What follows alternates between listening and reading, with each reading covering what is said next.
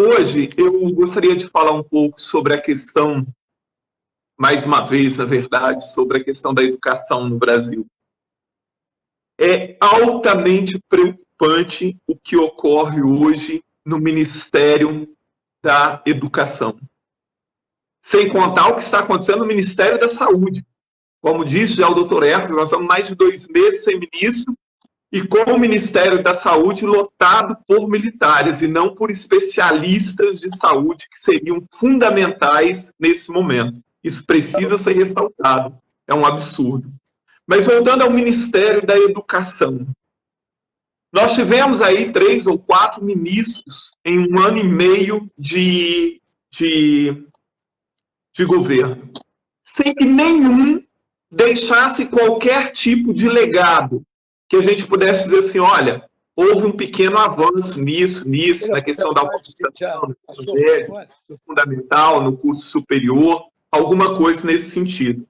Muito pelo contrário, foi 1 ano e meio de polêmicas inúteis, de atropelos, de tudo que atrapalha a educação.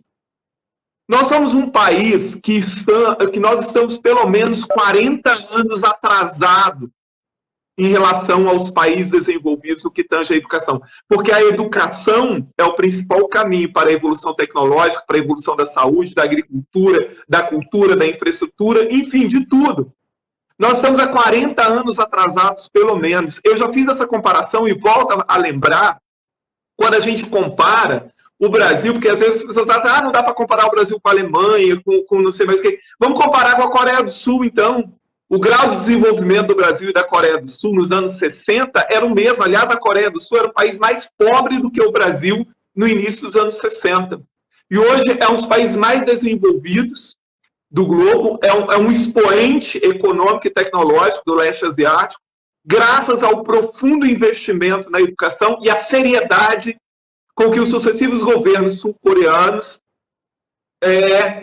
encararam a questão educacional. No Brasil, não. Nós brincamos. É claro que ocorreram nas últimas décadas pequenos avanços, mas a duras penas. E hoje nós corremos o risco de, além de não avançar, perder algumas das conquistas que nós tivemos, como é o caso do Fundeb, criado na época do Fernando Henrique como Fundef e depois transformado em Fundeb no governo Lula.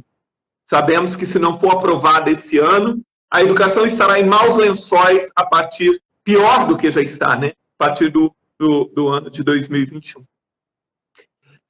Para completar, o Conselho Nacional de Educação é um órgão muito importante. Ele é fundamental para ajudar, para contribuir, para orientar as diretrizes educacionais no Brasil. No entanto, agora recentemente se nomeou novos conselheiros para o Conselho Nacional de Educação e não há um único representante dos secretários estaduais de educação e dos secretários municipais de educação. Isto é profundamente lamentável. Como é que o Conselho Nacional de Educação não tem representantes daqueles que mais conhecem da realidade educacional do ensino fundamental e do ensino médio? A educação no Brasil, o Ministério da Educação esse último ano e meio, nós podemos dizer que ele está sendo desmontado. Porque, olha só, nós temos no Brasil pessoas altamente gabaritadas para ocupar esses postos no Ministério da Educação. O próprio Ministério da Educação tem profissionais de carreira de alta envergadura. Não há de se pensar assim, nós temos que ter um ministro mais conservador, mais progressista. Nós precisamos ter um ministro competente, um ministro que entenda dos problemas da educação. Nós precisamos que o ministro esteja assessorado por quem entende profundamente da educação em todos os seus níveis.